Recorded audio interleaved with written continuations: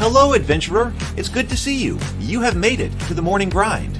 Welcome, welcome. It's the live stream at the beginning of the Geekverse, where we talk about all types of topics in geekdom, gaming, and fantasy, with an emphasis on being constructive and creating the things that we want to exist in the world. It's all on the grind, Sizemore. Can't be too fine, can't be too coarse. That's exactly right. There are a lot of adventures to be had today. Dungeons to explore and monsters to slay, and who knows what a random encounter might send our way. That's why we have to prepare, so settle in now for the morning grind with your favorite beverage in hand. Tea?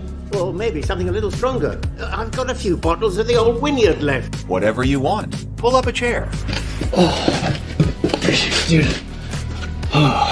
If you're feeling fancy, how about a cappuccino? Or a frappuccino? Or how about an espresso? Just tea, thank you. Sounds good to me, Gandalf. Whatever you want. I'm just glad you're here. Everyone is welcome. You can just watch if you want. You don't have to worship anything you don't want to worship. Thank you, Mike. But be forewarned. Sometimes we get really strange characters around here. Wait, what's that you say? Why can't you come and be a part of the stream? My wife would disown me. Oh no, I bet she'll be fine with it. Come on in. Am I scared for my safety? No. What are we supposed to do? Everybody do the secret handshake.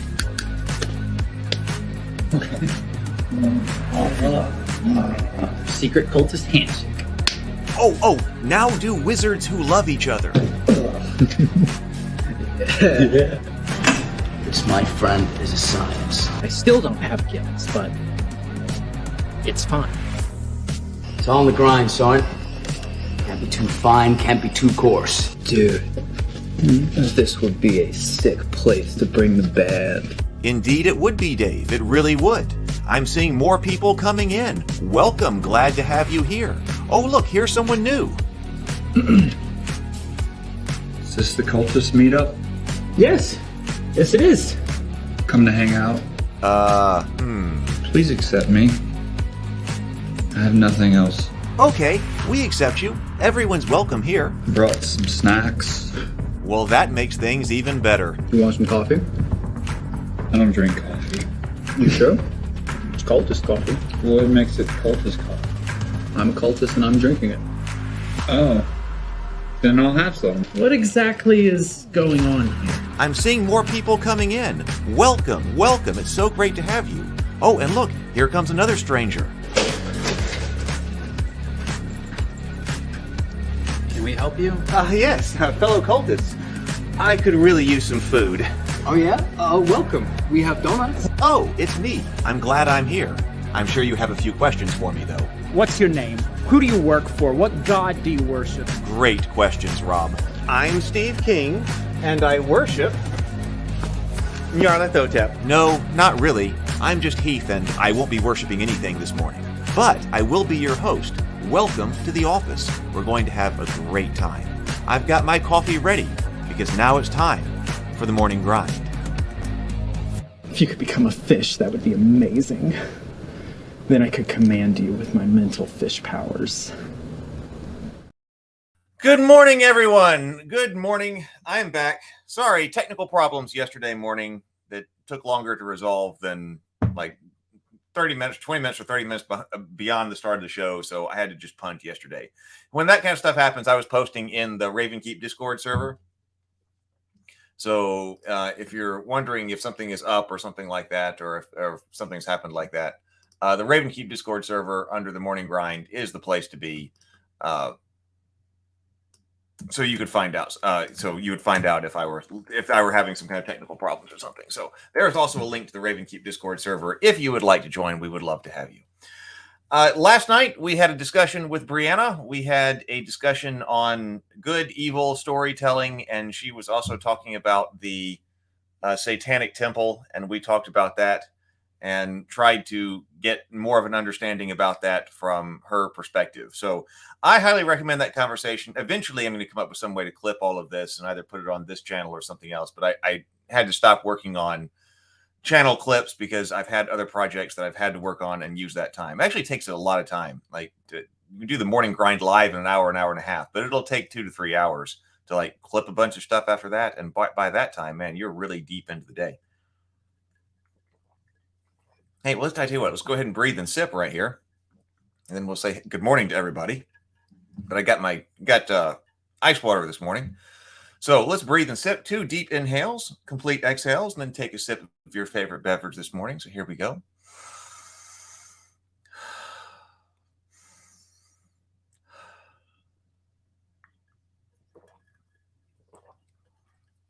But if you're looking for an interesting conversation, I would love for you to check out last night's conversation, and then please leave comments. See what you think. So good morning, BGD. Good morning. Good morning. Good morning, Lynn. And good morning, James. Lynn says, this should be interesting. I've never read any of the GURPS Spaceship series, and so I'm curious to know how they handle it. Closest I've come is the older GURPS Vehicles source book. And did they end up putting out GURPS Vehicles, a new GURPS Vehicles 4th edition? I remember for a long time, that was a book that they were like, it's coming, it's coming, it's coming. When I was like very active on GURPS. So this is GURPS. This GURPS Vehicles, that looks like a 3rd edition book right here. For the 3rd edition rules. So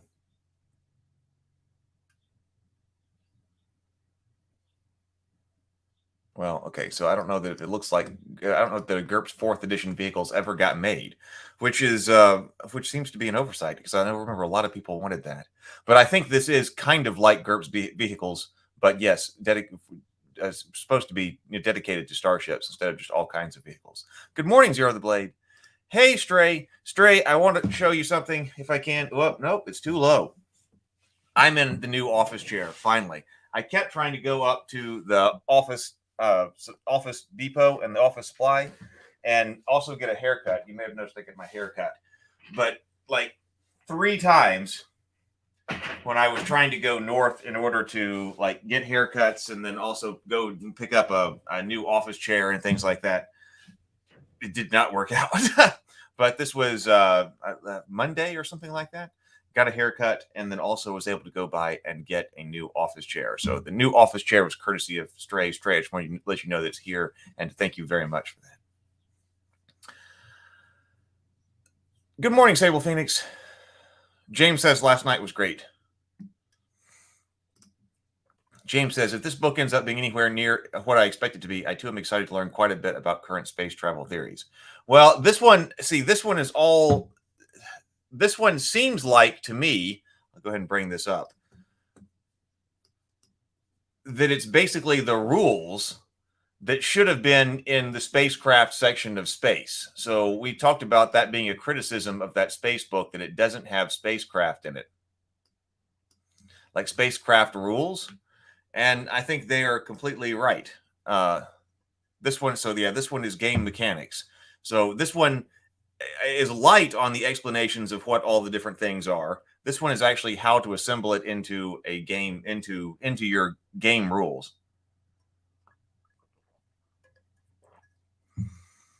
And so this could be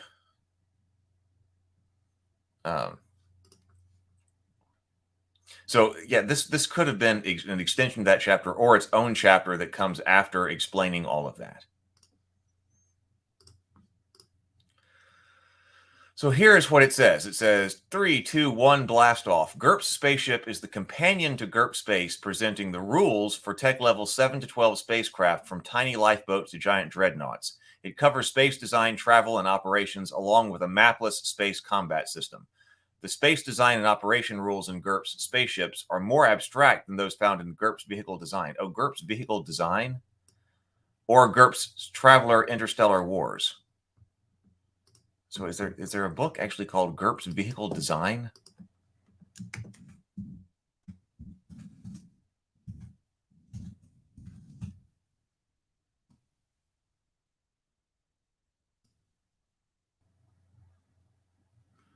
GURPS Vehicle Builder. Oh, that's an electronic thing. That was a CD. Well, so I don't know. or GURPS Traveler Interstellar Wars, but they're much faster with a minimum of math. Oh, check that out. We're going to have a minimum of math and a maximum of colorful option. It takes only minutes to build even the largest spaceship, and wrapped around the design system are basic space travel and combat systems to get you into space right away. GURPS Spaceship doesn't include detailed finance, trade, or hex grid based combat rules, but those are on the way. It's the core book in a series of whose other volumes will present examples of ready-to-use spacecraft and comprehensive rules for commercial space flight, warfare, exploration, ports, industry, and other aspects of space travel. And so we did see that actually by now there'd been, what do we say, 7 different GURPS Spaceships books. So I guess those get down into, they look like they were categorized. Like there was one that was on like pirates or something, and one that was on like fighter craft or something, with examples of spacecraft and all of that. It says this GURPS Spaceships requires only the GURPS basic set, but GURPS Space is highly recommended for its guidelines on star drives, characters, campaigns, and settings. And of course, that was a major part of what we looked at.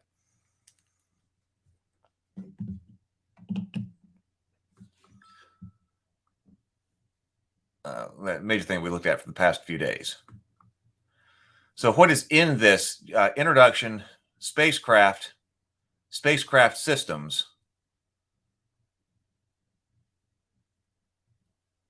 space travel, basic space combat, for a 69-page long book.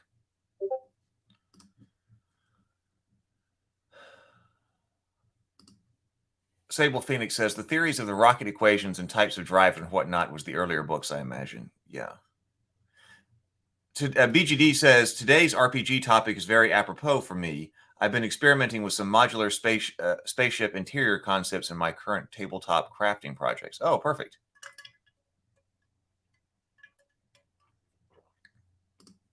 Lynn says there's spacecraft rules in the GURPS Traveler line of books, but there are spacecraft, but they are specifically geared to how space travel works in the Traveler setting.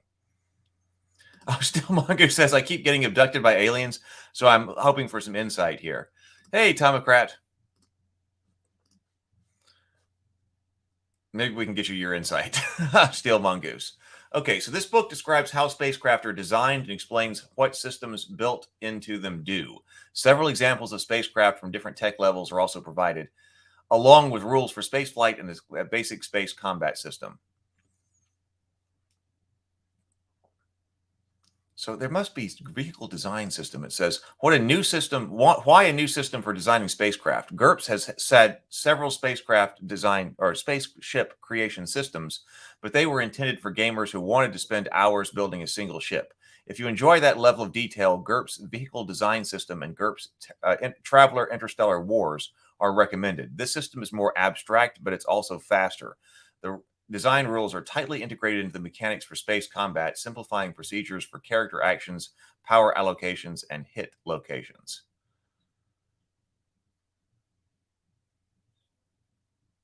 See, this Spaceships includes revised and expanded versions of the space travel rules first appearing in GURPS Space, and the ship combat rules that David Pulver added to GURPS Space 3rd Edition.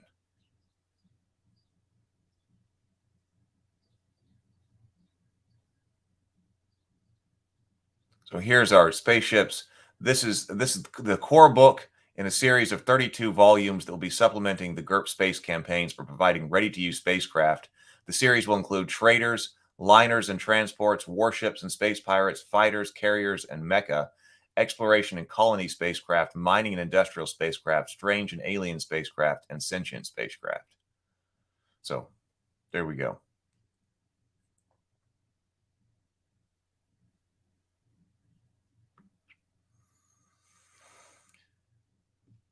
If we try to build one, I think that it would be, so this is basically space. Yeah, it's just called Spaceships, GURPS 4th Edition Spaceships. But the first in this series, yeah. Good morning, Vision.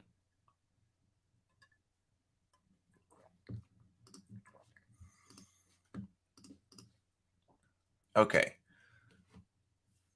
So spacecraft detailed in GURPS Spaceships line use a common format for statistics. The description begins with the ship's name and tech level. This is followed by a description of the spacecraft's intended mission, how it may be used, the spacecraft's hull type, system, design, features, crew, and statistics. Throughout these rules, the term spacecraft and vessel are used interchangeably. Scaling statistics. To improve playability, some statistics in spacecraft descriptions have been scaled differently from those in the GURPS basic set. SACC, the Space Accuracy Statistic, combines the weapon's AC bonus, the range penalty for firing at typical ranges, and a bonus for aimed fire over several turns with the aid of active targeting systems and targeting programs. Acceleration. This is always measured in gravity's abbreviated G to convert to a move in yards per second multiplied by 10. Delta V. This top speed is measured in miles per second, abbreviated MPS. To convert a top speed into yards per second multiplied by 1,800. Little d damage, D damage. This is decade scale damage. For instance, 1 point is 10 points of damage. For an exploration of decade scale, see scaling damage based on page basic 470. DDR is space scale DR, which is decade scale damage resistance. And then D, ST, and HP, spaceship, ST, HP are values also in decade scale. Okay, so wait a minute, 470. Let's go over here to the basic set. Oh, this is in campaigns.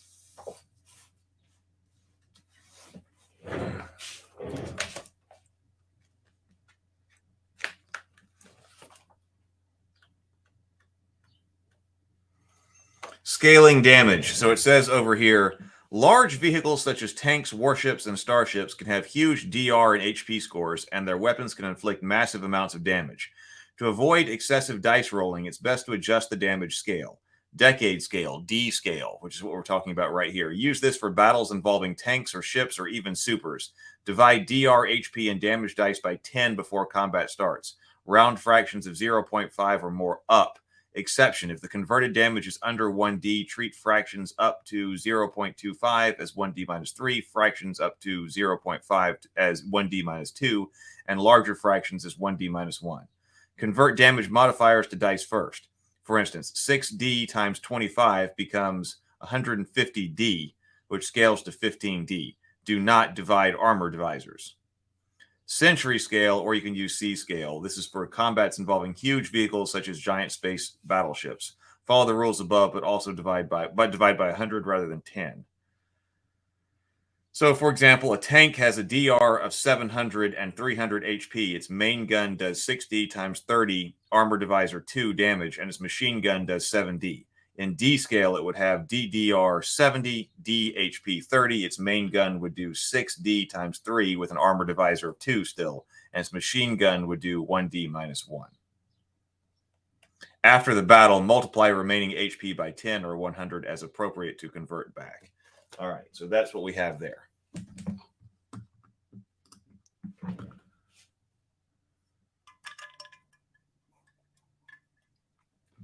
Oh my God. Sable Phoenix wanted to be abducted. Steel Mongoose says, be careful what you wish for. I think I may be an adult film star somewhere around Beetlejuice. Tomocrat says, before the Expanse, I would make my spacecraft much like a submarine layout.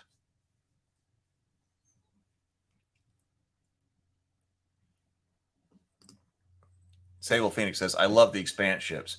Even if you have artificial gravity and inertial, even if you have artificial gravity and inertial dampening, it still makes more sense to build your ship like a skyscraper than a naval vessel.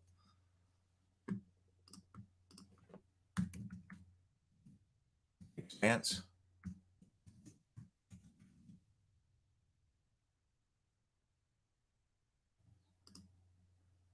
Let me look up.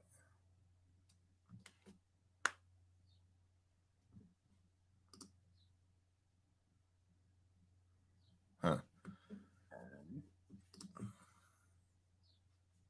I was watching. I should have watched something else. What I was watching the other day, in advance of this, was Independence Day.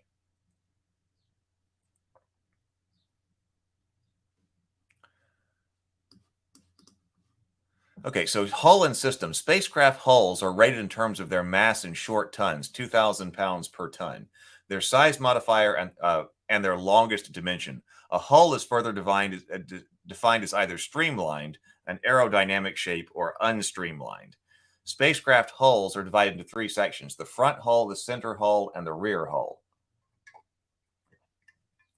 Each represents 1/3 of the spacecraft's total mass, not volume. This need not be taken too literally. The actual shape may be more complex.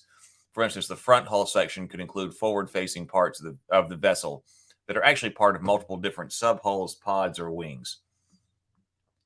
The front, center, and rear hulls each contain 6 hull systems numbered 1 to 6 in brackets here. In addition, 2 of the 3 hull sections contain deep buried systems designated core. Each system is a major component. The numbers are used for hit locations, see page 61, while the core systems are similar to the vital locations of a human. So the core systems are similar to vital locations on a human.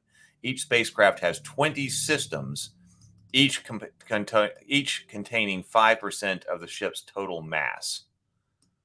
So that's how we're going to build out a ship here.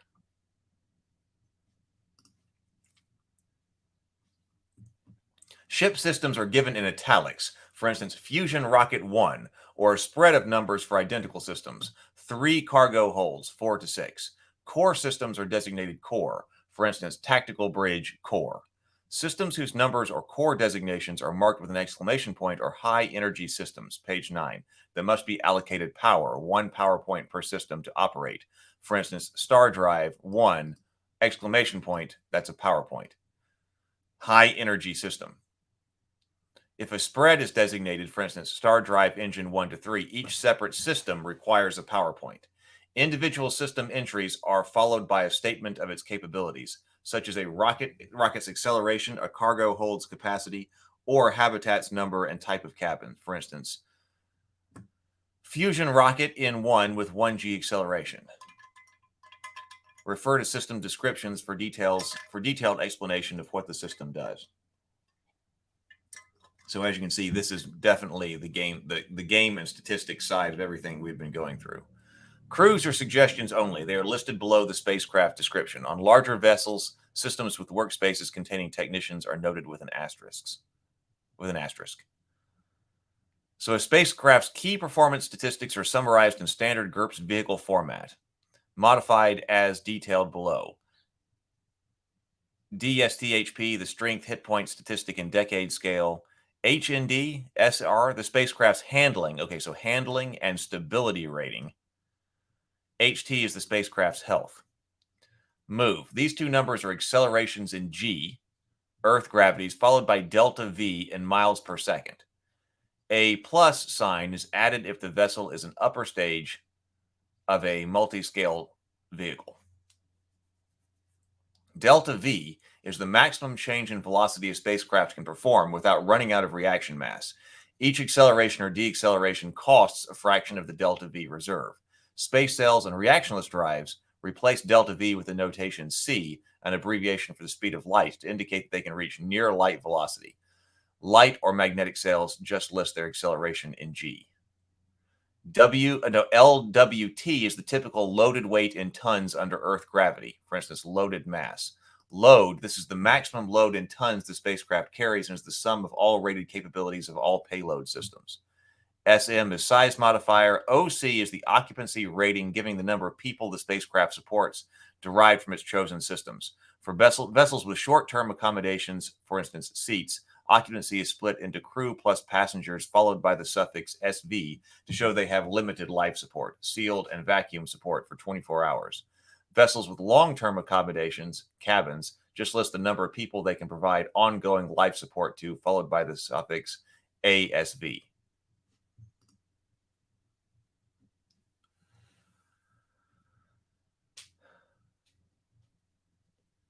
Health, Lynn says, is particularly important for bioships, I would imagine. I would imagine so too.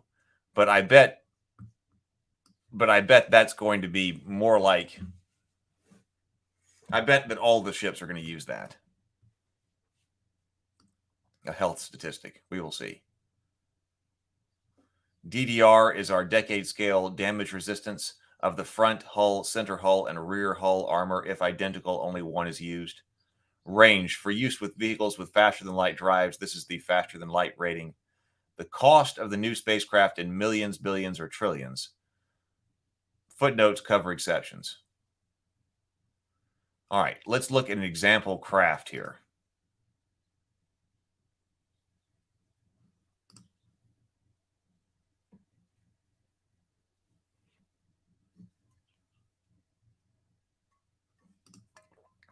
Sable Phoenix says, if we had unlimited Delta V, the ideal spaceship design would be a stellated tetrahedron.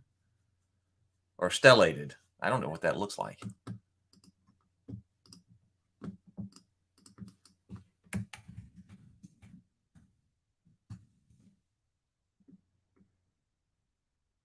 Oh, no, that's stellated octahedron. No, here it is. Okay, I'll let people Google that. So that's it's a star shape, triangular star shape in 3 dimensions.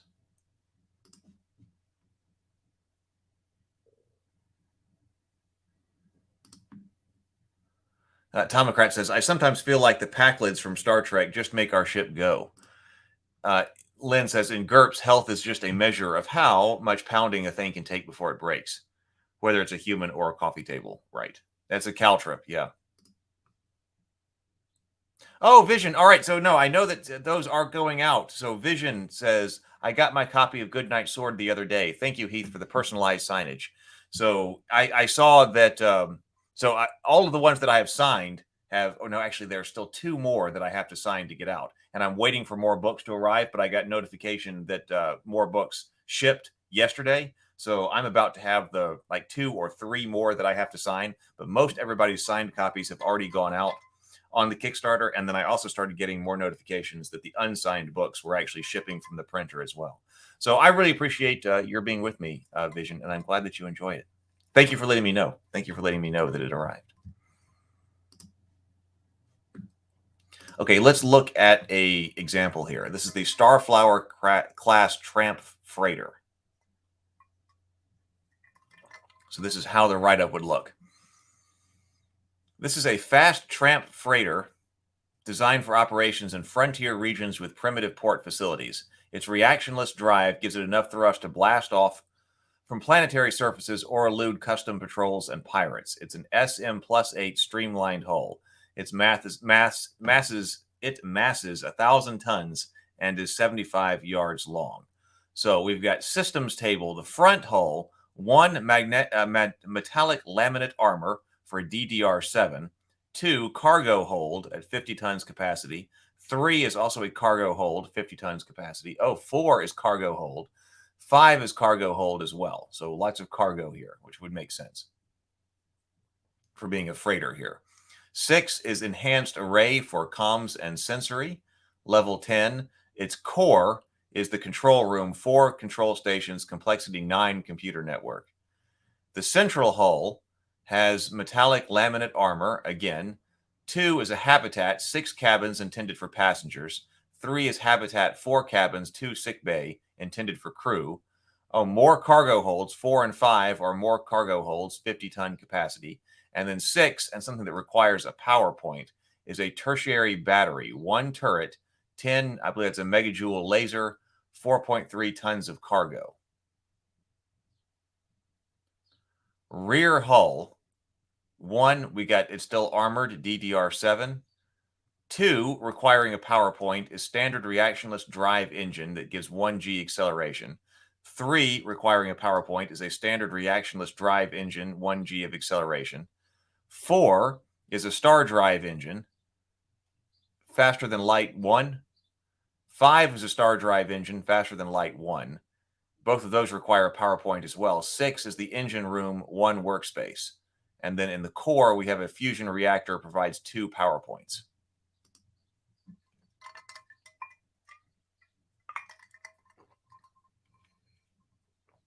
That's it. Yes, that is an excellent way to describe it. Imagine 2 D4s oriented opposite one another with one passing directly through the other at their exact centers co-locate. until their exact centers co-locate. That's a stellated tetrahedron. Len says, do these rules relate mass to volume for things like cargo holds, or is it completely abstract? I guess we will find out. I was wondering that too when we were looking at these cargo holds, because if they're empty, they're not massing anything. They're just the volume, right? But maybe we're supposed to be talking about, well, assuming this is fully loaded.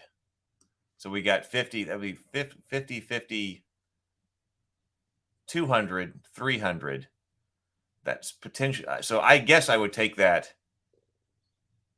There's 300 tons or close to 400. It says it can carry cargo here. So like 300 and what was that? 1, 2, 3, close to 350 tons. I'm assuming might be in cargo. I'm assuming that, but that might not be true.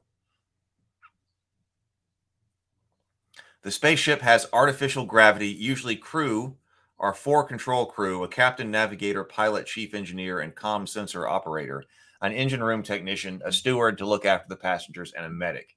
The sensor operator usually serves as a gunner when necessary. So here we are, Starflower class freighter. Top airspeed is 3,500 miles per hour. Here's everything. Move, weight, load. That's okay. That's all of our stuff right here. So to contrast this with a Midnight Sun class orbital shuttle. What tech level? Oh, this was tech level 11 with super science. That's what that caret means. So this is a tech level 11 craft with super science. This right here is a Midnight Sun class orbital shuttle, which is tech level 9. This is a 2-stage spacecraft. BGD says, I assume the hold itself has infrastructure that has mass. Yes, I would too.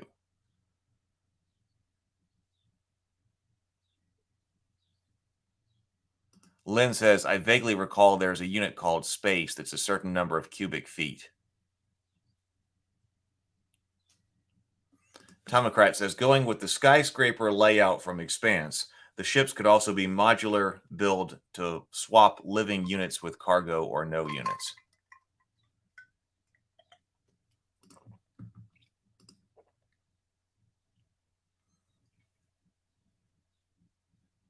Okay, so this is a 2-stage spacecraft designed to lift a shuttle and crew from Earth's gravity world into high orbit. It consists of a 300-ton booster stage, including one 100-ton upper stage.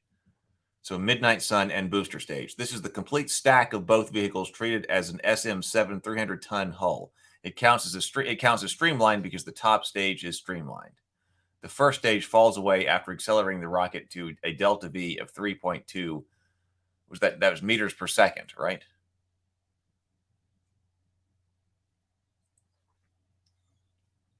System hull. So front hull, 1 to 6, a 100-ton upper stage, see below. Center hull, 1 to 6 core, fuel tanks, 105 tons of rocket fuel. The combined rocket fuel provides a total of 1.23 MPS of delta V, whereas the rear hull is 1, a chemical rocket engine, which can provide 3G acceleration, and then 2 to 6, and the core are fuel tanks, again, 90 tons of rocket fuel. The second stage, the Midnight Sun orbiter itself, the first stage burns out and falls away after accelerating the rocket to a delta V of 3.12 MPS. The winged second stage's engine then takes over, adding 2.56 MPS for a total of 5.68 MPS, enough to reach low orbit. The upper stage is a space vehicle built on an SM-6 100-ton streamlined hull. So it, once it gets into space, has light alloy armor, DDR2, a control room, 2 control stations, complexity 5 computer network, base array, comm sensors level 4, 3 to 4 passenger seats for 12. 3 to 4 is passenger seats for 12 seats.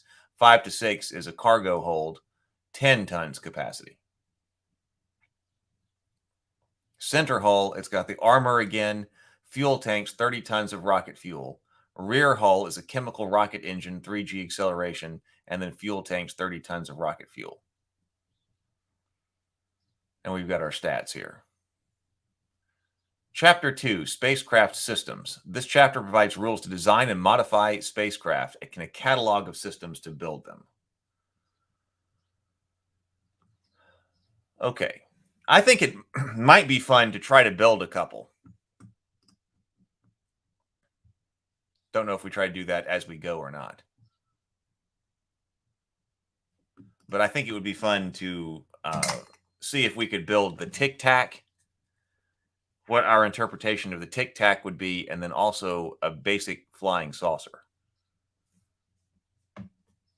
The classic flying saucer. So this can be used to assign statistics to spacecraft that range from 300 tons to 3 million tons mass and are built at tech level 7 to tech level 12. To create a spaceship, first choose the tech level and consider the spacecraft's mission. Who's building it and why? Is it a station, an interplanetary ship, or a starship, a merchantman, or a warship? Decide how large the ship is by choosing a hull modified from SM to SM plus 5 to SM plus 15, and whether the hull is streamlined or unstreamlined. See spacecraft hulls on page 9. The spacecraft hull has 3 sections, front, central, and rear, into which are placed 20 systems. Each system is a set of components representing 5% of the ship's total loaded mass. Okay, so this does say loaded mass. So I think maybe that is, we're supposed to be assuming the cargo bays are loaded. They might not be at any given time, but assuming the cargo bays are loaded, because we're talking about loaded mass here. Choose any, if that's what that means, choose any combination of systems from those listed under system descriptions on page 9. A spacecraft can have multiple examples of the same system. The choice should fit the setting, which can determine which space drives are available and which super science technologies exist. The front, center, and rear hull sections must each contain 6 systems, numbered these systems 1 to 6. 2 additional systems buried deep in the spacecraft's hull are designated core and may be placed in any 2 different hull sections. Record system statistics such as tons of cargo and a hold or engine acceleration as they are selected. Spacecraft can have various optional design features and design switches. Those don't count toward the 20 systems. Refer to the finalized spacecraft to determine how these choices affect the spacecraft statistics. So as an example, we decide to create a tech level 10 armed merchant ship.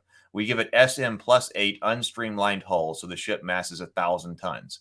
We then select 6 systems for each hull section and 2 core systems, placing 1 core system in the front and 1 in the rear, making these choices. The front hull will have steel armor 1 to protect the vessel. The crew and passengers live in 2 habitats, 2 and 3, with 6 cabins each. There are 3 cargo holds, 4 to 6, each with 50 tons capacity. The vessel is controlled from a control room core with 4 control stations and a complexity 8 computer network. The central hull will be devoted to 6 cargo holds, 1 to 6, with 50-ton capacity each. We decided not to bother with armor to give an open container feel to the ship. An open container ship feel. The rear hull will have steel armor, another cargo hold with 50 tons of capacity, an engine room, a hangar bay with 30 tons of capacity, a hot reactionless drive. Notice that one has PowerPoint requirements with 2G acceleration, a star drive engine, 6 with PowerPoint, not as in the program. A hyperdrive and fusion reactor core with 2 power systems. Systems with a exclamation point require power. We refer to individual computer network and systems descriptions to find out the total cost of the spacecraft. Then we examine the design features and design switches and decide if the spacecraft has artificial gravity, which would be a feature. Last of all, we finalize the design, add up the costs, and record the spacecraft's statistics. Oh, okay. I'm glad we have this table right here, because I was like, how am I supposed to intuitively figure out how many tons of loaded mass a starship is supposed to have based on a particular SM size and length and stuff like that. So it does have this right here. A hull is rated for its size modifier, which determines the spacecraft's mass, DST, HP dimensions, and the basic handling and stability rating. A spacecraft hull must be streamlined or unstreamlined. Unstreamlined, this is a spherical, cylindrical, cubical, or humanoid hull, or a complex collection of spheres, saucers, cylinders, booms, and pods. It's designed for space operations. It might be able to fly with enough thrust, but has poor aerodynamics. Was that our stellated tetrahedron. Stellated tetrahedron. Was there a scientific reason for the flying saucer design back in the 40s and 50s? I don't know. I think that, didn't I hear, I think I read that somebody was saying that the original like flying saucer reference, and I could be wrong, somebody could verify this, but I thought that the flying saucer reference was, somebody said, was a reference to how it moved. That somebody said something like it was skipping across, or the craft was skipping across the air or something like that, like a saucer would skip across a lake or something. I thought that the original saucer reference had to do with movement, which surprised me. But then that got picked up as flying saucer. And so that's why we have flying saucers as such iconic kind of alien things. Oh, okay, right. Rogue said, okay, it's more of a mythological reason from an observer who said they saw a craft that looked like a saucer skipping across the surface of a lake. Okay, so we got second verification on that. I thought it came from a story like that. Okay, Daniel has confirmation too.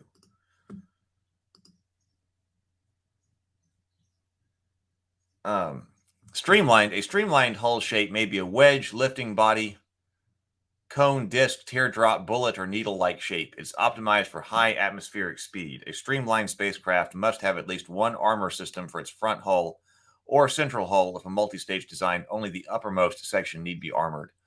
All of the armor will have lower DR than an unstreamlined hull due to the greater surface area.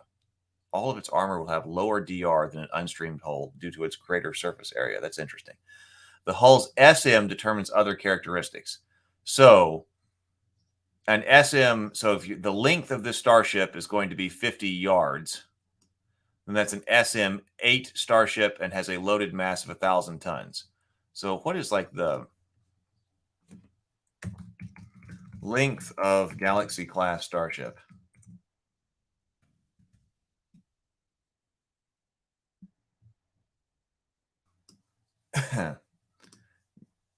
Galaxy class specs. Length is 641 meters.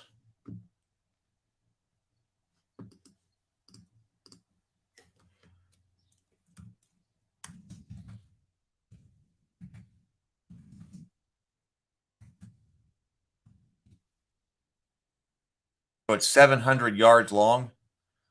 Okay, so the Galaxy class starship is up here at SM-15. I wonder if that's deliberate. And I hope that that place where I just got the length of the starship, of the Galaxy class starship, was accurate. Length of Enterprise, of the original Enterprise. Seems like I see this all the time.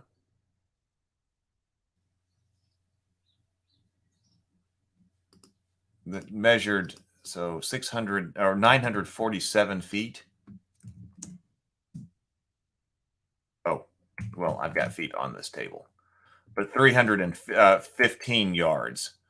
So it looks like the original Enterprise would be SM-13. So that gives us some basis in our existing space fantasy, right? So up here, this would be original Enterprise D down here. So what is the length of like a Star Destroyer? Star Wars Star Destroyer.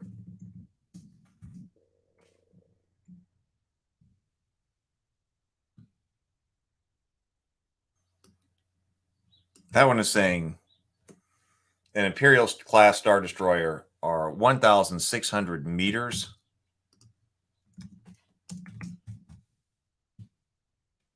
Which is 1,750 yards. So that is blowing out the top of our table here. So a Star Destroyer blows out the top of our table. We're going to have to get larger than SM-15 here. We would have to expand our table. So that's interesting. We can't go up to something like an Imperial Star Destroyer. So we're not doing the capital ships of Star Wars very well.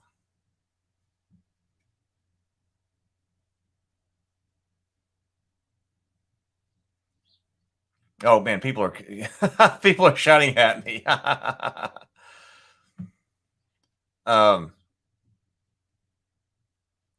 BGD says 642 meters. Galaxy class is about 600 meters, just over. Okay. Galaxy class is redonkulously huge. The Constitution is about 4. That seems like something I should have just known. Obviously, you guys did. 307 after refit. Yeah, I wonder why well, GURPS typically doesn't, but you'd think in space that they would be using meters for this too, or put this here, or put, yards and feet and have meters on here too. Yeah, because it seems like I've seen those like a lot recently also, the size comparison charts of all the different spaceships. I guess the Super Star Destroyer and the Death Star are out. But it seems like that kind of actually surprises me. Okay, wait a minute. Scaling up spacecraft. So I was about to say, it surprises me that you wouldn't be able to create those with this. But it says the spacecraft tables are built around SM+5 to SM+15 spacecraft. However, the GM may permit larger spacecraft. All tables follow a logical progression. I was wondering if there was some type of progression here that we could expand. And the GM should feel free to extrapolate larger sizes and statistics if desired. If emulating real or fictional spacecraft whose mass falls between the values listed, just pick whichever hull size is closest to the known mass or dimensions.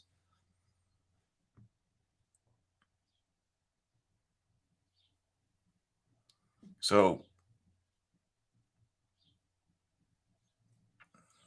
I wish it told me more about our logical progression here, so that I didn't have to derive it. But okay, so there's some kind of progression here in the sizes and loaded mass that would get us up to Star Destroyers and presumably even the Death Star. Neutromancer says, good morning. Good morning, Neutromancer. Neutromancer says GURPS is too invested in their imperial measurements.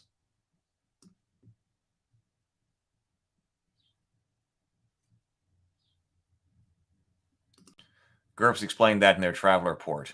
Their market is mostly American and doesn't use metric units. Neither does the basic game as a whole. At least back in 3E, they used for a ton of math when vehicles asked you to do cubic roots, surfaces, and stuff. Yeah, this is intentionally more abstract.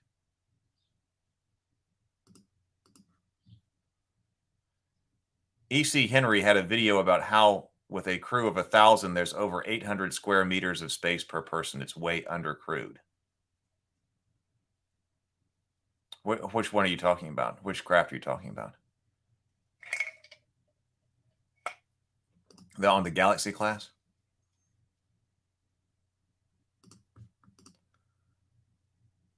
Okay, so system descriptors. Numerous systems may be built into the spacecraft. The cost and numerous other statistics vary according to the spacecraft's system's hull, as indicated on the tables in this section. Actually, hold on. Let's go up here.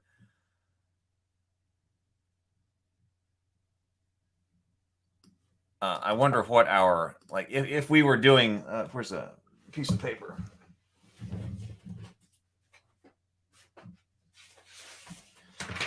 And I might type this out on the screen here in a moment. But just as some notes here.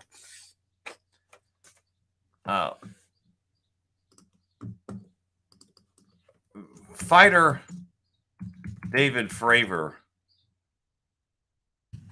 was in when he saw the Tic Tac.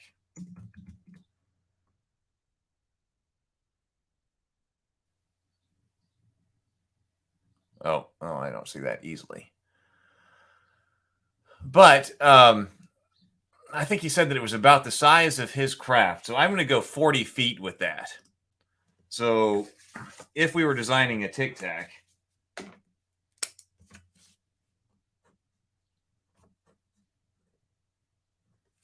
then I think that would be an SM-5 ship. 15 yards long, 45 feet. I think remember him saying something like 45 or 40 feet. So that's close enough. So the Tic Tac would be an SM-5 ship with 30 tons of loaded mass, about 40 feet long, and would have DST and HP 20 and then handling 040. But this would be a streamlined hull.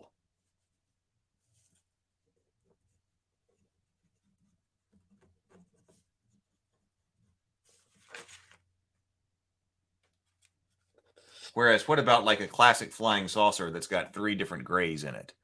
Like what is it was an F-15 Super Hornet.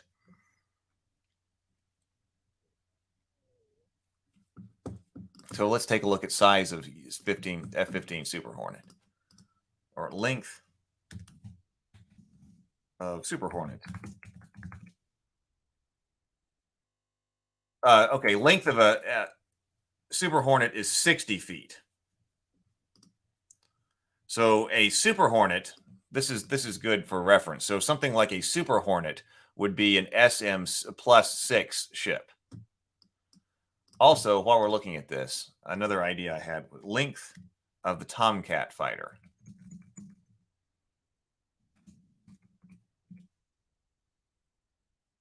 The F-14 Tomcat. Oh, very similar, 63. So both the Tomcat and the Super Hornet. So I'm going to say Tomcat down here for reference is an SM+6 ship. Or so this is not for fighter craft, but we might have to modify an F-15 to go in space. F-14 rather. Tomcat. So SM+6 streamlined hull.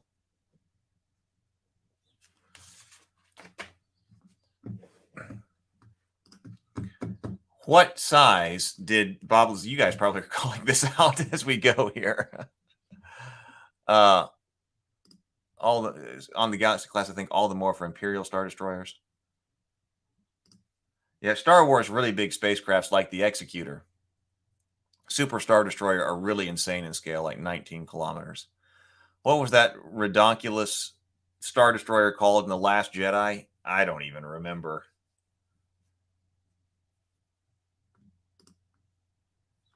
Okay, so what size did Bob Lazar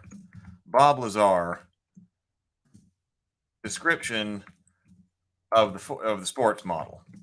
Let's use that as a base.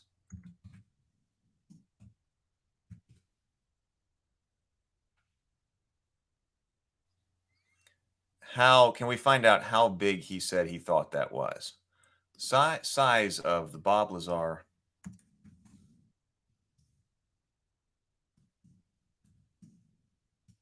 I wonder if I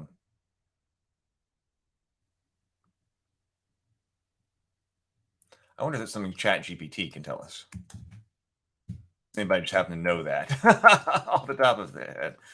How large did Bob Lazar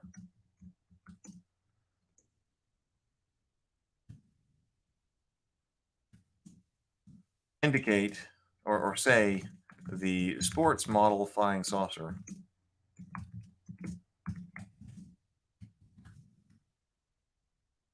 was?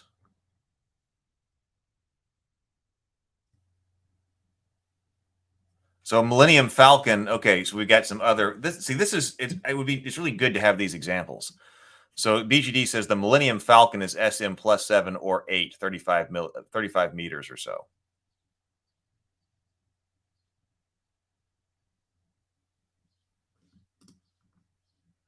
So Bob Lazar, who claimed to, we know that. ChatGPT says that he described the sports model flying saucer as about 52 feet in diameter. So the flying saucer, then, let's use that, at least as a base. We probably do have feet. So really, okay, it's in here. So it's 50 feet in diameter. So it's also an SM-5 craft.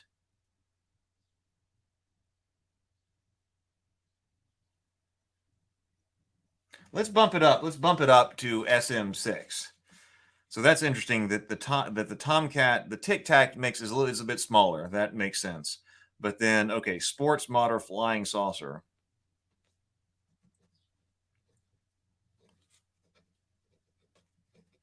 A sports model saucer would be SM +6 as well, 52 feet. Okay, well, that gets us started. And I think gives us some benchmarks and examples. That's good.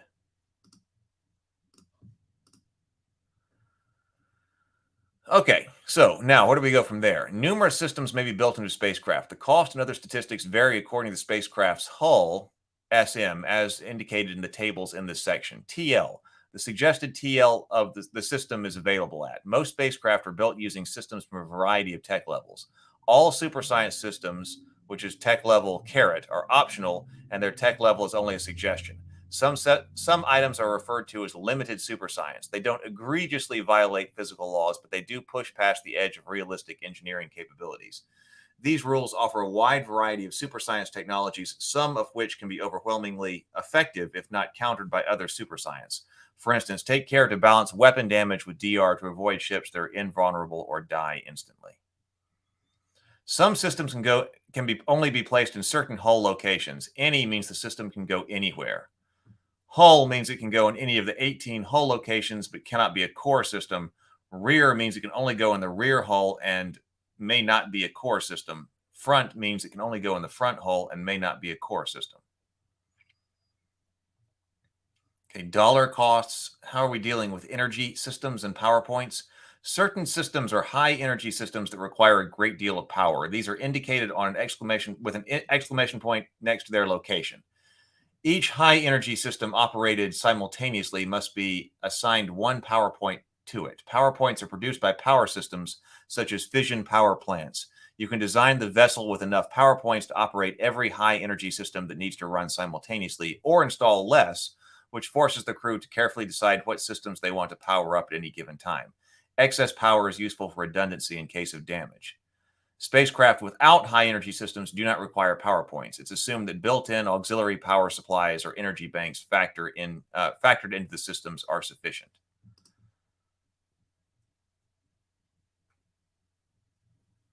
Sable, well, we're supposed to be using the widest for these SMs. I think we're supposed to be using the longest dimension. So it probably does matter. Does width matter here? The Hornet and the Tomcat are similar in length, but the Tomcat is far larger.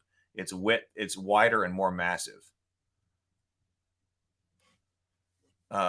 Neutromancer says, I think the length is mostly a guideline rather than a deciding factor of the size. Yeah, exactly.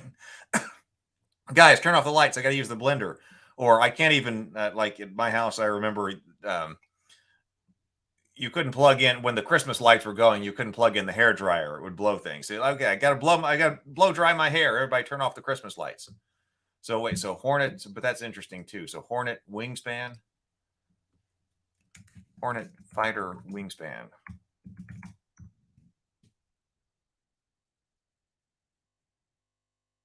Wingspan 37 feet 5 inches. 37 feet for the Hornet. Tomcat. Whoa, yeah, boasting a 64-foot wingspan. So it's just shy of 63 feet long and boasting a 64-foot wingspan. So yeah, that is much wider. But it's still 60 feet. So the longest dimension is still about the same. So I don't think that changes our GURPS estimation of the SM. I still think it's an SM +6 craft. It's just that on the Hornet, it's much longer, it's much narrower, but we're still using our longest dimension. And then the Tomcat is more spherical. With its wingspan and its longest dimension, with its length and its wingspan being approximately the same. That's interesting. So yeah, I think I would use the longest of the one as our estimation, and then use it, like Neutromancer is saying, as a guideline rather than a deciding factor. But I needed some benchmarks. Okay, workspaces. Many systems, especially on larger spacecraft, have specified the number of workspaces. This determines how many technicians are required to man and work these systems. Thus, if a system specifies 3 workspaces, it's normally manned by 3 crew who are busy inside that system performing various routine duties, such as monitoring panels and performing maintenance. Workspaces include... I am out of water. Just 1 second. Let me get water.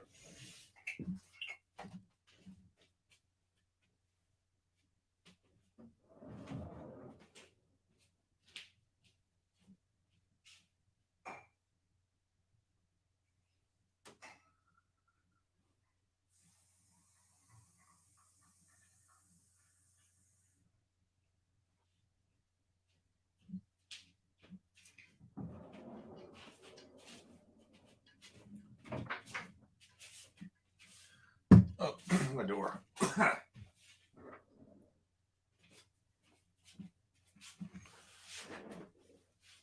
Let's see.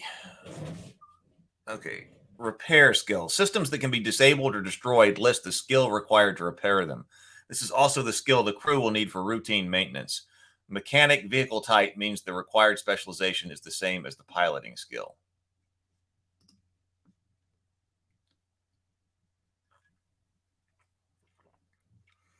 Shape complicates things. Now you know why the physicist joke, assume for the purposes of this calculation, a perfectly spherical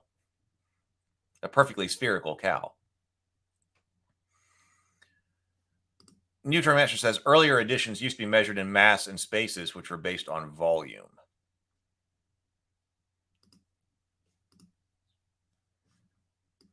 Free equipment. So along with the 20 systems, all spacecraft get the following equipment. Airlocks for entering the vessel. A spacecraft can be assumed to have SM, that's the size, SM-4 airlocks, with each airlock capable of admitting SM-4 persons per cycle. Auxiliary power systems that power all systems that do not require power points. Landing gear in the form of retractable runners or landing legs if the spacecraft is either streamlined or capable of 0.1 g or greater acceleration, or retractable wheels if the spacecraft is winged. Routine equipment for safety, such as lights, fire extinguishers, pressure doors, etc. If SM+7 or larger, numerous ducts, corridors, and passageways. If large enough, usually SM+9, elevators, turbo lifts, or other internal rapid transit systems connecting all crewed inhabitants, systems with cargo or hangar doors. So we don't have to worry about any of that. That just comes with it free. Additional equipment. GMs with Ultratech, High-Tech, or other GURPS catalog books may install extra equipment from those books into cargo or habitat systems. Large items use up space based on their mass in tons.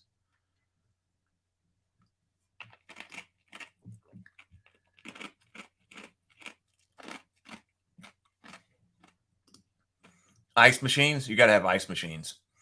I think if I were a GM, I'd let you have an ice machine free. Armor systems. Armor systems that are rated on the decade scale, DR, that provide the hull section they are installed on. Thus, armor on the front hull protects the front of the spacecraft. Armor on the central hull protects the rear, protects the central hull, the sides. And armor on the rear protects the back. To fully armor a spacecraft, add armor systems to the front, center, and rear hull. The DDR of armor systems also varies depending on whether the ship is streamlined or not. Two values are listed in each armor system. US, which is unstreamlined, or SL, streamlined. The lower DR for streamlined vessels represents the same mass of armor spread over a greater surface area.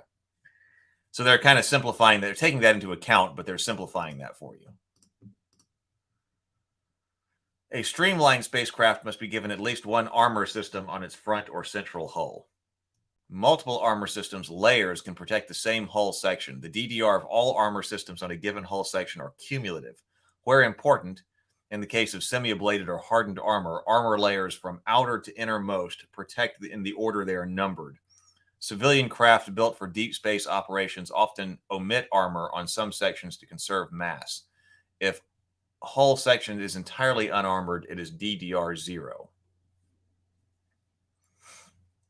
When not using decade scale damage, in personal combat, for example, the thin non-structural walls of a DDR0 unarmored hull section can assume to have a DR2 if streamlined, or DR3 if not streamlined.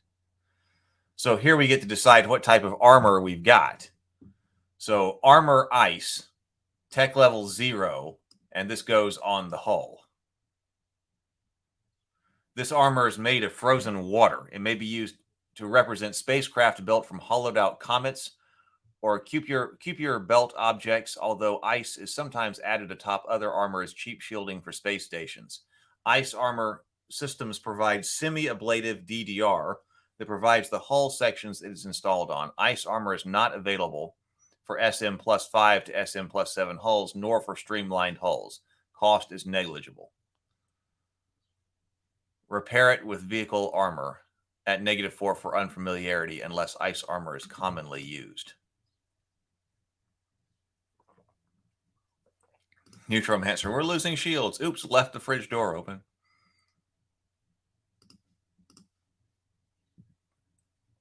And you really need an ice machine if you're using ice armor. Stone armor. This rock armor for vehicles are hollowed out asteroids or covered with a layer of rock or slag. Semi-ablative. Armor steel. This armor is made out of high quality steel plate. It's common due to its low cost. So this is tech level 7. Armor light alloy. Tech level 7. This armor is made out of aerospace grade aluminum or titanium alloys. Armor metallic laminate. Tech level 8. This is titanium, aluminum, beryllium, or hardened steel alloy further reinforced by the addition of carbon fibers, ceramic fibers, or intermetallic laminates. Armor advanced metallic laminate by the time you get to tech level 9. Similar to metallic laminate, but the alloy is reinforced through the addition of super strong carbon nanotubes, boron nanotubes, and diamond whiskers.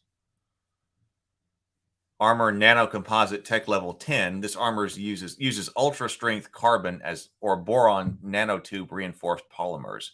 It can also represent biotech hulls far stronger than the organic hulls covered below. Armor organic. This is low-cost armor made of advanced biotech materials, space-adapted wood or living tissues, living bioplastic. Use this for spacecraft with living in high biotech wood hulls. DR is halved, round down, against burning or corrosion damage. Tech level 11 if engineered or manufactured rather than found.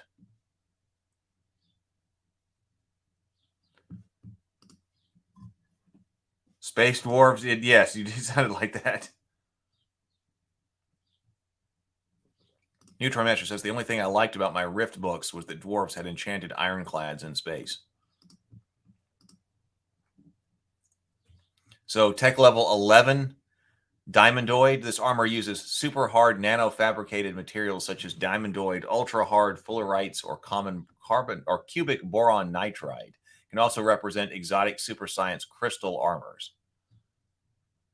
Exotic laminate, tech level 12, tougher than armor than diamondoid, usually a complex laminate of ultra hard materials and high density exotic matter.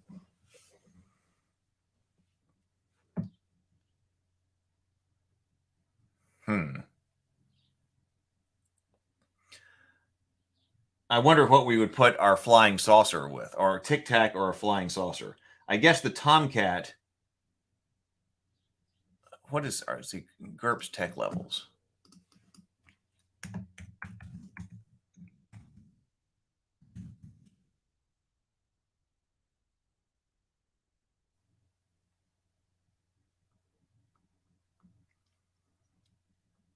Tech level 7 is the nuclear age.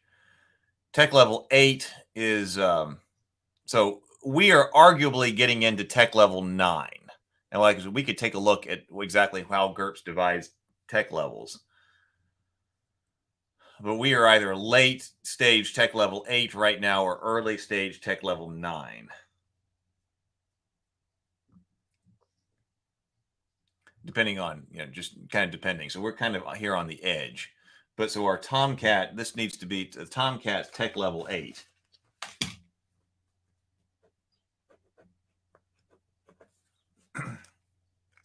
But what would be the tech levels?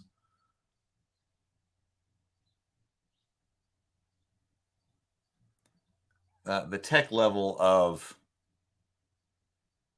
our Tic Tac and our sports model, assuming they're sent by the same group. Lynn says, I think GURPS considers the present day to be tech level 8. Back in 1990s, they called it tech level 7.5. The Tomcat has full fur armor. Yeah, a space canoe. Yeah.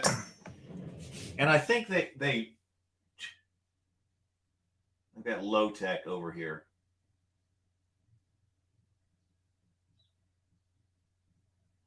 Let's see if do I have an Ultra Tech PDF?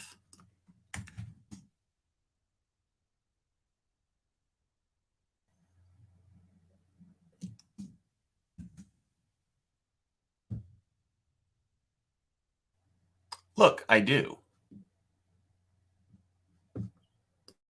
Let's see if it just says anything about tech levels in here.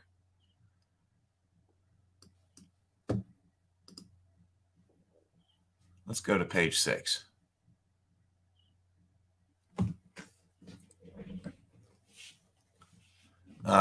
Here, I'll bring this up so you can see.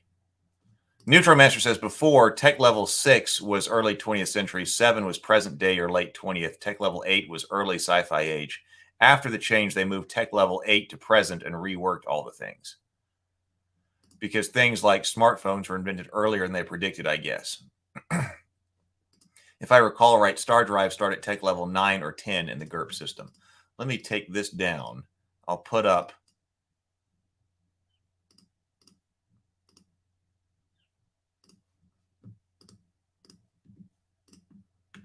Ultra Tech. So it says the following is an overview of typical sequence of the development of ultra technology. So this book came out. What is the publication date here? This is a 2006 book. Hide this sidebar. Give it some more real estate on the page.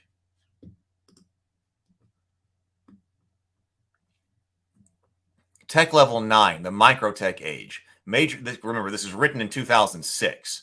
Major advances occur in the material sciences, especially in the fabrication of nanotech materials, the development of composite materials, and in polymer-based electronics. This leads to the widespread use of devices such as printed computers, flexible batteries, and biocompatible implants, as well as products such as video, wallpaper, and chameleon suits. Electromagnetic systems, tiny sensors and actuators drastically shrink many electronic and mechanical devices. The results are dramatic, ranging from vehicle surfaces that can change their aerodynamic properties to labs on a chip and artificial gills. Fuel cells and gas turbines are miniaturized and used as power cells for electronics and other portable devices. On a larger scale, nuclear fusion and solar power free society from dependency on fossil fuels, though they remain economically important. Computers, sensors, and communications are faster, smarter, and smaller and can be built into almost anything. Wearable computers are inexpensive. Quantum computers can solve problems and break encryption by computing every possible solution at once. So we're clearly not in tech level 9 solidly yet. Let's see if I have high tech.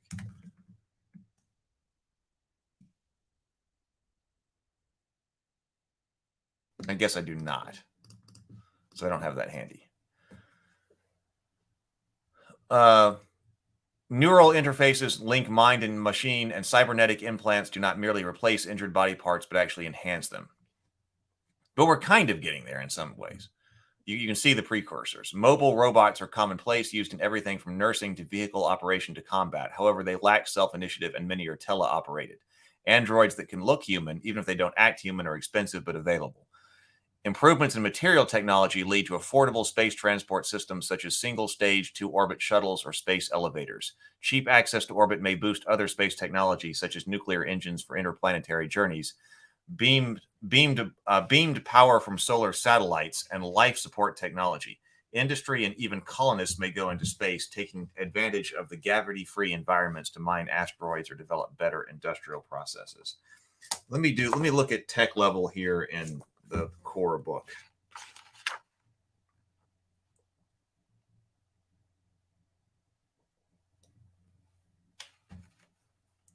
Divergent Super Science Tables of Tech Levels by Field 502. Need the other book.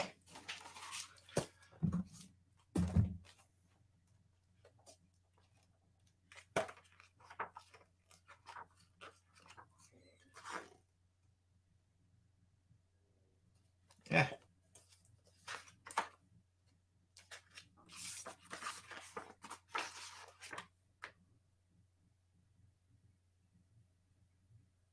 Oh, 512.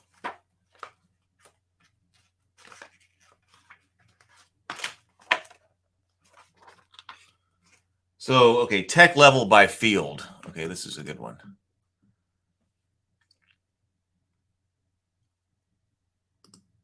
Oh, there are 2 pages of the GURPS wiki. Tech level, okay, tech level and technology levels classic for comparison, 4th and 3rd editions respectively. In 2 years, they're going to have to remake the tech levels again, since tech level 9 is supposed to start in 2025. But just because it starts, I mean, it does talk about just because it's starting doesn't mean you automatically have everything. I think, or my understanding is this is like developed tech level 9.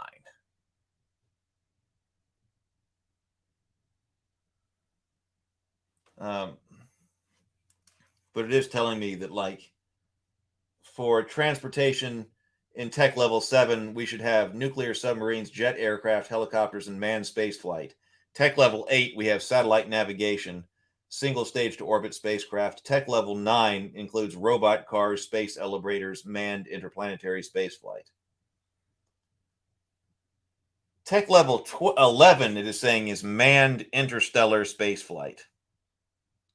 Tech level 12 is fast interstellar space flight. And power at tech level 11 is portable fusion power. Tech level 12 is portable antimatter power.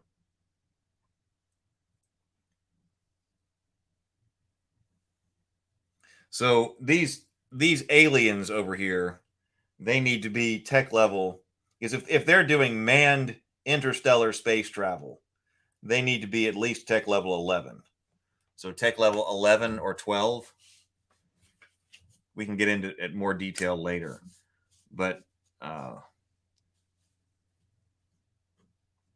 TL 11 or 12 for the Tic Tac, and TL 11 or 12 for the Flying Saucer. And we'll have to take a look at what type of super science it's got.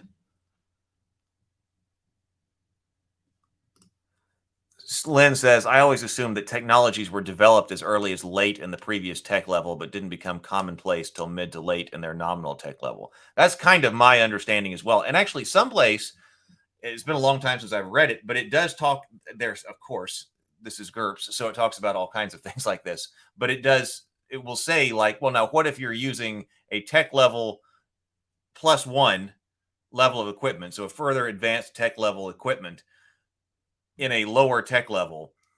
What does that do to its cost? What does that do to its weight? What does that do to its size? Because things get smaller. So if we need to build this thing that's 1 tech level ahead of us, how much does that cost? How do I change that up? How do I change up how much how much space it takes up? And yet you can have different tech levels even within an area. So you could have tech level 8 in weapons, but tech level 11 in space flight, right? And so that was actually when we were talking about with like retro tech and how to combine different, like how do you make the Star Trek universe? Because you wouldn't have, like in the original series, you wouldn't have a whole bunch of biotechnology, but you could have highly advanced or even super science space flight and weapons, and transportation with teleportation and things like that. But you're not advancing your like medical technology or your computer technology. So 11 is the robotic age.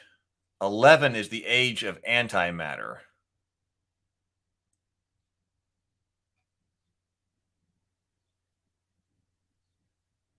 So our aliens are probably there. Technology exists to precisely control over the atomic structure of objects, and mature molecular nanotechnology is available, capable of inexpensively fabricating most objects with atomic level precision.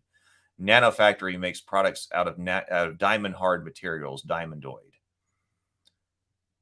Antimatter is another exotic material that comes of age at tech level 11. As its price of manufacture drops, it begins to see its use as a means of compact energy storage. Antimatter rocket engines are available. A vast array of powerful beam weapons are now available, including portable particle beams, blasters, and X-ray lasers. In response, armor becomes stronger and smarter and is usually made of diamondoid composites and exotic alloys. Most armor is powered from skin-tight smart suits to nuclear-powered dreadnought battleships. See, I think that our aliens probably are wearing that, like skin-tight smart suit type tech, zipping up their skin-tight bodysuits. Nanotechnology dominates medicine, whereas tech level 12 is the age of miracles. Tech level 12 societies use their understanding of the universe to produce devices and effects that are incomprehensible to less advanced cultures. The tech level 11 advances in nanotechnology and exotic matter are fully integrated into civilization, along with new devices such as living metal, gamma ray lasers, and self-replicating nanomachine swarms. Simple pills can regenerate the body in a matter of hours or grow new cybernetic implants in a matter of days. It might be that our aliens need to be tech level 11.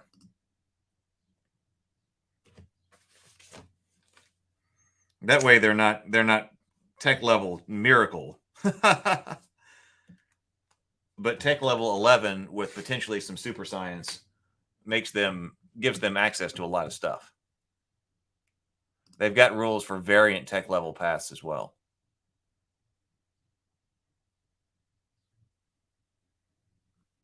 I had a sci-fi comic where they explained that they invented faster than light travel by attaching a really small gear to a really big gear to multiply the power almost infinitely, and then attach that to a paddle steamer.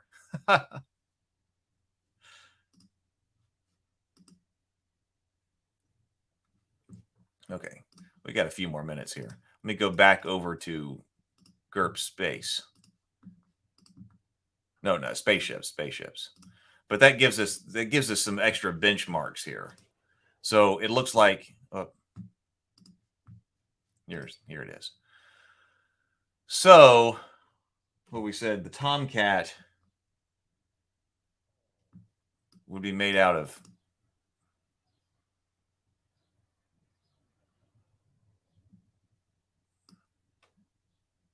well, now I'm confused again. Aerospace grade aluminum or titanium hulls. Probably. But our aliens would have access to probably diamondoid. So maybe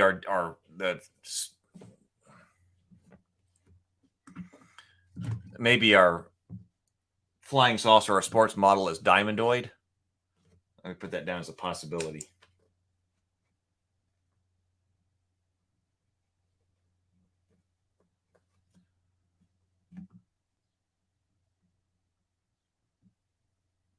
Not organic.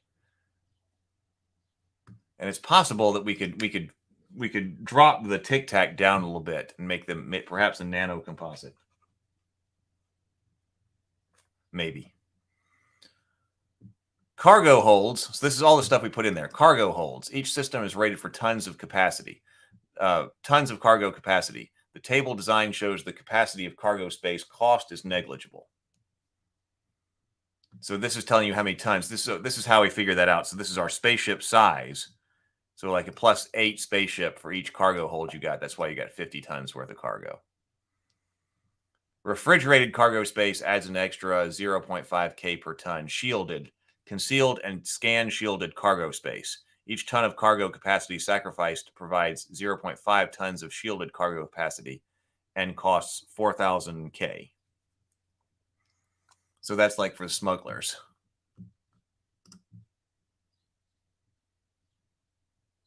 That is definitely retro. Cloaking device. So a tech level super science. This is super science, but does require a PowerPoint. This is a super science energy intensive stealth system that makes the vessel invisible to vision and active and passive imaging system. The vessel can be detected if it fires weapons or uses a reaction drive. A spacecraft using a cloaking device is -10 to be detected by sensors. During space combat, cloaking devices are activated when power is allocated to them. Contragravity lifter, super science. This contragravity systems are treated as reactionless drives. This system works differently. It selectively nullifies some or all of the pull of gravity on the spacecraft, but does not actually provide any acceleration. A spacecraft with contragravity lifters can land on or take off from a world regardless of its gravity. The lifter will cancel up to 10 Gs, enough to take off from all normal or gas giant planets. So many contragravity systems are treated as reactionless drives. This just nullifies some or all of the pull of gravity on the spacecraft. But that's super science. Control room. All spacecraft capable of maneuvering require control rooms. Multi-stage spacecraft only need this in the uppermost stage. Although the system includes the actual control room and computer systems, most of the mass and cost, especially on large spacecraft, is devoted to systems distributed about the vessel's hull. A basic comm sensor array for navigation and the altitude thrusters or gyros used to alter facing. The control room's basic array is embedded in the hull, providing communications and sensor suite with a rated comm sensor array level as shown on the table below. Many civilian vessels use this minimum systems. For specialized systems, the enhanced arrays, etc. The control room is also rated for the complexity of the computer network. The network is hardened versus electromagnetic pulse and radiation. The control room is further rated for the number of control stations installed. Each station is an acceleration couch or seat plus a multifunction console for controlling shipboard operations such as command, piloting, engineering, etc. The more control stations, the less work for any one individual. All control stations are configurable. There's no need to specify which one does what. Each control station comes with 24 hours of limited life support for the operator, so a short-range fighter, shuttle, etc. doesn't need a habitat. You may install fewer control stations. It's possible to have an autonomous vessel with no control stations if the vessel is run by sapient AIs instead. Okay, so this is complex. The control system. So the control system. So what I'm thinking is that the Tic Tac is unmanned.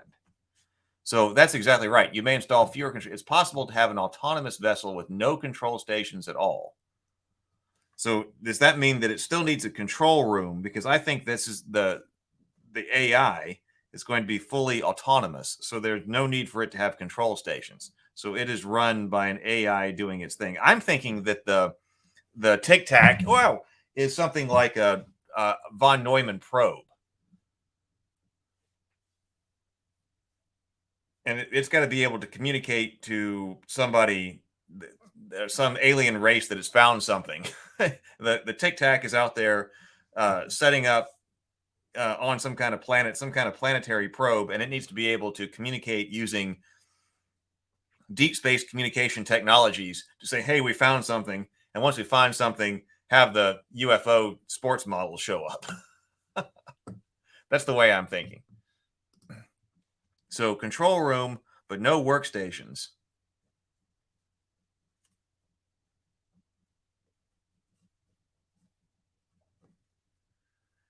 Because we've got, this is all AI controlled. Autonomous craft. Autonomous scout craft.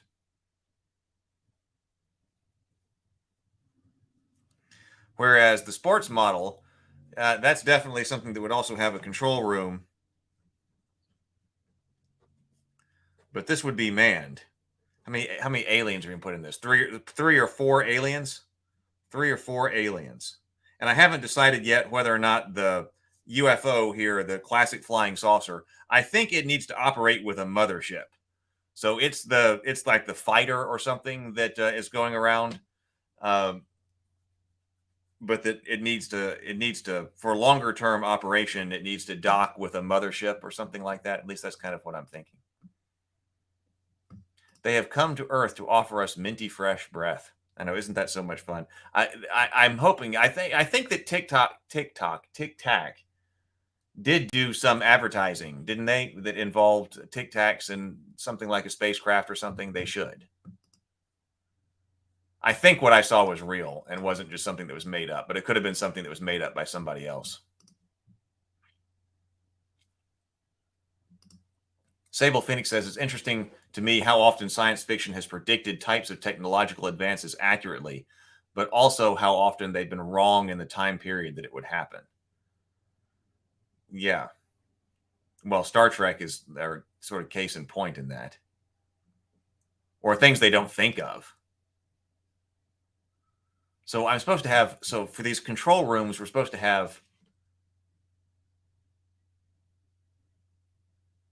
okay, so workspaces. Oh, so we don't have workspaces anyway on board this craft.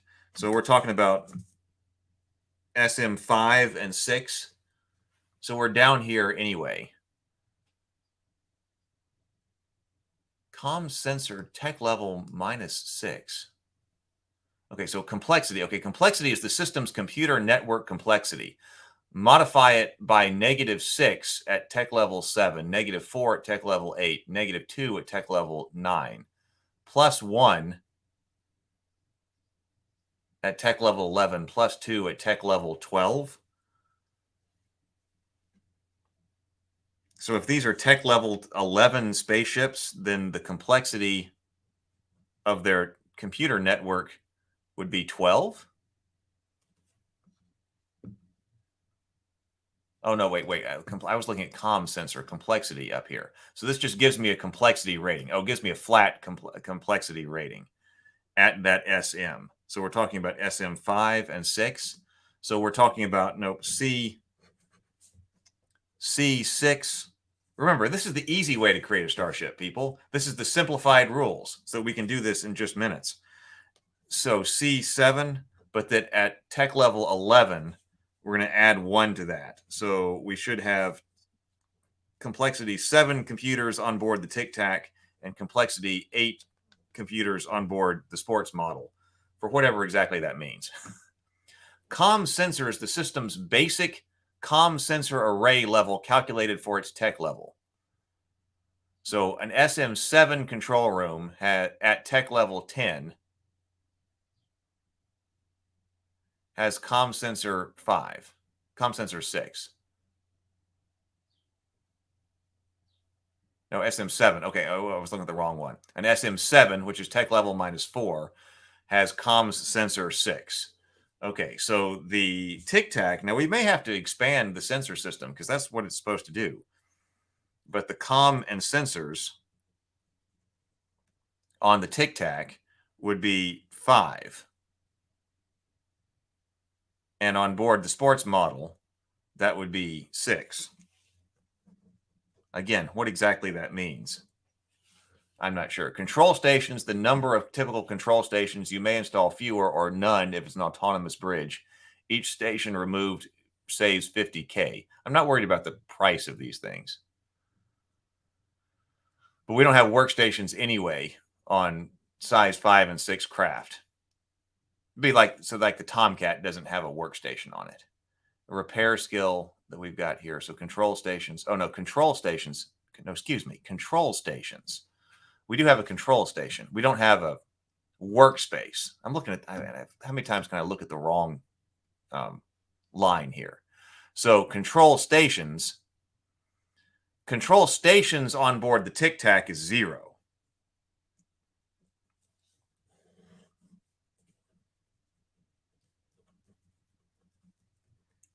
So that would save some money, but I'm not worried about money. But that's making it totally autonomous. But the number of control stations on board our sports model flying saucer is 2.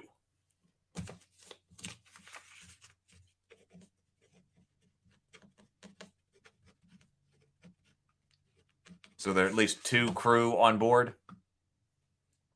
But maybe this can have up to, you know, I don't know, 3 or 4 aliens or something like that, as long as they're sitting in a chair over there. So no control stations equals unmanned. I guess that's my understanding as well. So you may install fewer or none. If you have no control stations, you have a fully autonomous bridge.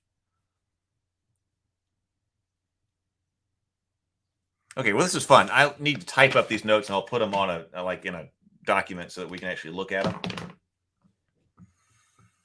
This is fun. This is definitely a necessary component to GURPS space. This is more fun to me. This has the level of or a comparable level of funness to the GURPS Mass Combat book. Like if I were playing in a space campaign, especially if you're a game master trying to design some things, but also the players would also love this. If you're doing like a Firefly world or something like that, where the players have got their own ship and they're trying to, the ship is going to be a major part of the story, and you like GURPS level complexity and things like that, the players would also really love this. I mean, I know I would. We would have used this to create our spacecraft. My gaming group would have. So this seems necessary. Lynn says it's not zero complexity, but it's a lot more streamlined than most tech design systems that I've seen. Right. At the moment, of course, I was making fun of it a little bit a moment ago, but it's I was making fun of it a little bit ago, saying that, oh, this is the streamline, this is the easy, this is the map. Because this is about, it's getting to me, I'm on the gamist side of things now. That's been kind of my interest lately. So yeah, of course, you could get a lot more complicated. But at the moment, seems to be like a reasonable level of complication that gets you something to get into, like let's get these ships designed. So we will continue.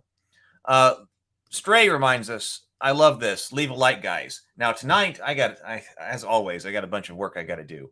But tonight, later, maybe 7:30, we will do a members only stream. I'll go ahead and put up that members only stream so that you can see it. And we will talk about whatever you want to talk about tonight. But I know that we probably have things to talk about regarding good and evil and the Satanic Temple and storytelling based on what Brianna was talking about last night.